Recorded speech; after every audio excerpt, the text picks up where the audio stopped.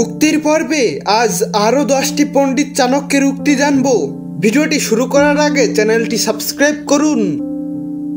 বিদ্যারূপ রত্ন এমন এক মূল্যবান ধন যা কেউ নিয়ে যেতে পারে না, জ্ঞাতিরা এর ভাগ চাইতে পারে না, চোর চুরি করতে পারে না এবং দানের দ্বারা এর কোনো ক্ষয় হয় না। জন্ম জন্মান্তর ধরে দান, অধ্যয়ন, তপস্যা অভ্যাস করলে মানুষ দানী, অধ্যয়নশীল এবং তপস্বী হয়। এই অভ্যাস থেকেই মানুষ গুণ অর্জন করে। শিলা জলে ভাসে বা বানরে গান গায়, এই জাতীয় অসম্ভব ঘটনা চোখের সামনে দেখলেও তা সকলের কাছে বলা উচিত নয়। অস্থির মস্তিষ্ক ব্যক্তির কি জলে কি বনে কোথাও কোনো সুখ নেই। মানুষ অন্যের সংস্পর্শে থাকতে চায়। সঙ্গীহীন স্থানকেই আমরা অরণ্য বলতে পারি। আসনকে দেখে তবেই তা চালনা করে বসা উচিত। পথের মহিলাকে দিয়ে দেওয়া উচিত নয়। জেগে থাকলে চোরের ভয় থাকে না। অতিরিক্ত রাগ সংযত করা উচিত।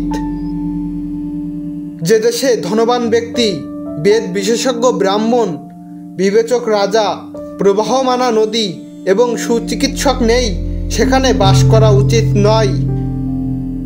কাকের ঠোঁট যদি সোনা দিয়ে মুড়ে দেওয়া হয়, অথবা তার পা দুটি যদি মণিমাণিক্যের দ্বারা অলঙ্কৃত হয়, যদি তার এক একটি পালকে গজমতি মুক্ত থাকে, তাহলে কি কাক রাজহংস হতে পারবে? যদি সিংহের গুহার মধ্যে প্রবেশ করা হয়, তাহলে সেখানে কড়ি কুম্ভজাত মুক্ত পাওয়া যায়। আর শৃগালের গর্তে গেলে সেখানে গোবৎস অর্থাৎ বাছুরের লেজ, হাড় ও চামড়ার টুকরো পাওয়া যায়।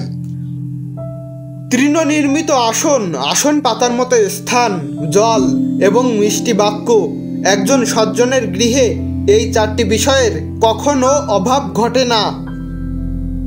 সাগ্নিকের প্রত্যাহিক হোম ছাড়া বেদপাঠ নিষ্ফল, বৈদিক বা শাস্ত্রীয় কর্ম দান ছাড়া নিষ্ফল, অভিনিবেশ অর্থাৎ অতিশয় আগ্রহ ছাড়া সিদ্ধিলাভ হয় না।